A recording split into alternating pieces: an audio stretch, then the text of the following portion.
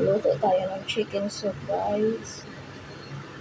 Nilagyan ko ng luya kasi yung lalamunan ko, yun, maraming luya ang nilagay ko.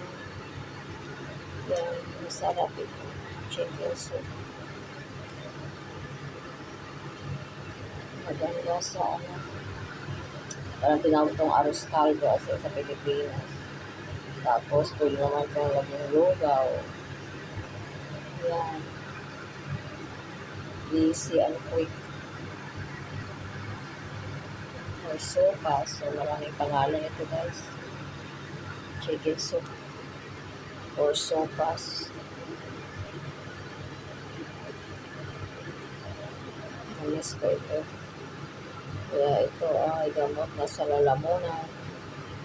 Masakit yung lalamunan. Kaya yung